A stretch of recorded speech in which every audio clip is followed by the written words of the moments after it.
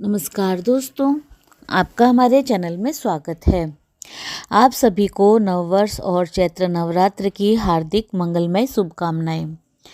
ब्रह्म योग में माता का नौका में आगमन, जानिए कलश स्थापना का शुभ मुहूर्त, चौघड़िया और शुभ संयोग।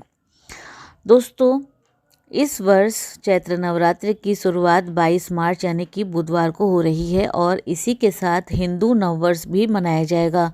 चैत्र नवरात्रि इस बार 9 दिन के हैं और हर दिन कोई ना कोई शुभ योग बन रहा है, जिससे नवरात्रि का महत्व और भी बढ़ गया है। इस बार नवरात्रि में माता का आगमन नौका पे हो रहा है। प्रतिपदा से लेकर नवमी तक जगत जननी माँ दुर्गा के पूजन में दुर्गा सप्तशती पाठ करने और नवमी को नव दुर्गा स्वरूप कन्या पूजन और हवन करना कल्याणकारी रहेगा। इस साल चैत्र नवरात्र में माता का वाहन नाव होगा, जो कि पर्याप्त वर्षा का संकेत दे रहा है। नौका पर माता के आगमन से साधक की नैया डगमगाएगी नहीं, बल्कि भवसागर से पार लग जाएगी। इस बार 22 मार्च को शुक्ल और ब्रह्म योग है, 23 मार्च को सर्वार्थ सिद्धि योग, 24 को राजयोग, 25 और 26 को रवि योग, 27 मार्च को सर्वार्थ सिद्धि योग और अमृत सिद्धि योग, 28 मार्च को राजयोग, 29 मार्च को रवि योग, 30 मार्च को गुरुपुष्य योग के साथ ही अमृत सिद्धि योग मिलेगा। ऐसे में 9 दिन पूजन अर्चन के लिए विशेष कल्याणकारी रहेंगे।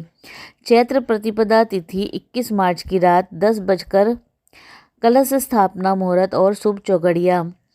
चैत्र की प्रतिपदा तिथि 21 मार्च की रात 10:52 से शुरू होकर 22 मार्च को रात 8:20 तक रहेगी। ऐसे में 22 मार्च को चैत्र नवरात्र के घट की स्थापना की जाएगी। मीन लगन में सुबह 6:13 से सुबह 7:19 तक और मिथुन लगन में सुबह 10:53 से 11:49 तक घट की स्थापना की जा सकती है। लाभ की चौघड़िया सुबह 6:10 से 7:41 और अमृत की चौघड़िया सुबह 7:41 से 9:12 तक रहेगी। चैत्र नवरात्रि के पहले दिन कल्याणकारी शुक्ल और ब्रह्म योग भी मिलेगा। चैत्र नवरात्र पर ग्रह नक्षत्र का दुर्लभ संयोग। चैत्र नवरात्र पर इस बार ग्रह नक्षत्रों का दुर्लभ संयोग बन रहा है, जिससे यह और भी शुभ रहेगा। इस बार शुक्ल योग और ब्रह्म योग का संयोग होगा। ब्रह्म योग 22 मार्च को सुबह 9:18 से 23 मार्च सुबह 6:16 तक और फिर शुक्ल योग 21 मार्च की रात 12:42 से 22 मार्च की सुबह 9:18 तक रहेगा। इस शुभ योग में पूजा पाठ करने से साधक के सभी दुख दूर होते हैं। साथ ही नवरात्र में रवि पुष्य नक्षत्र के साथ ही सर्वार्थ सिद्धि योग और रवि योग भी बन रहा है, जिसकी वजह से नवरात्र पर्व और भी फलदायक होगा। कलश की स्थापना ईशान कोण में ही करनी चाहिए। माँ दुर्गा की कृपा पाने के लिए 9 दिन तक सुबह सुबह देवी की पूजा करें। घट स्थापना से पहले मुख्य द्वार के दोनों ओर स्वास्तिक बनाएं। हल्दी कुमकुम से माँ के पद चिन्ह बनाएं। ये शुभ माना गया है। व्रती 9 दिन तक तन मन दोनों से शुद्धता रखें और काले रंग के वस्त्र ना पहने। मन में किसी के लिए बुरे विचार ना लाएं। जिन घरों में घट स्थापना होती है वह लोग ब्रह्मचर्य का पालन जरूर करें। चटाई पर सोए, तामसिक भोजन ना पकाए और ना खाएं। नवरात्रि में जितने दिन व्रत का संकल्प ले उसे पूर्ण अवश्य करें, अन्यथा संकल्प ना ले। अष्टमी या नवमी पर कन्या पूजन जरूर करें।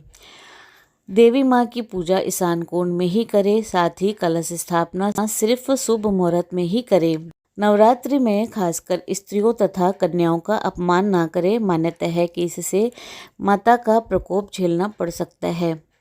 नवरात्रि के दौरान घर में शांति स्थापित करें। किसी से भी लड़ाई झगड़े और कलह ना करें। नवरात्रि में मंत्र जाप मन में ही करें। तेज आवाज में और तेज गति से मंत्र पढ़ने पर इसका असर खत्म हो जाता है।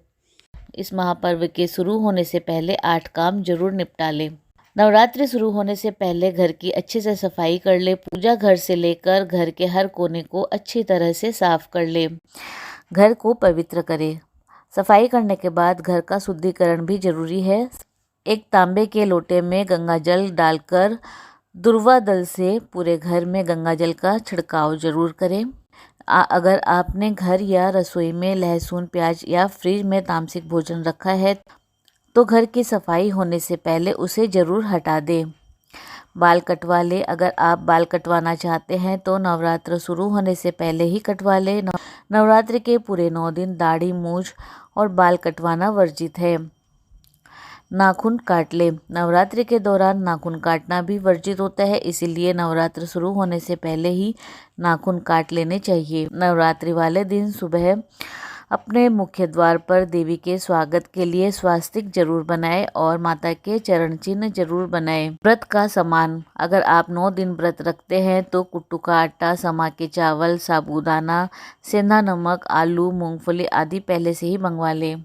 नवरात्रि आने से पहले घर से खराब खाने की चीज़ें निकाल कर फेंक दें। इससे घर में नेगेटिव एनर्जी प्रवेश नहीं करती। नवरात्रि के 9 दिनों तक माँ भक्तों के घर वास करती है। ऐसे में घर से प्याज, लहसुन, अंडा, मांस, मदिरा आदि को घर से निकाल दें। नवरात्रि से पहले माँ दुर्गा के स्वागत के लिए सफाई की जाती है। ऐसे में घर में रखे फटे पुराने कपड़े और जूते चप्पलों को भी घर से बाहर निकाल दें।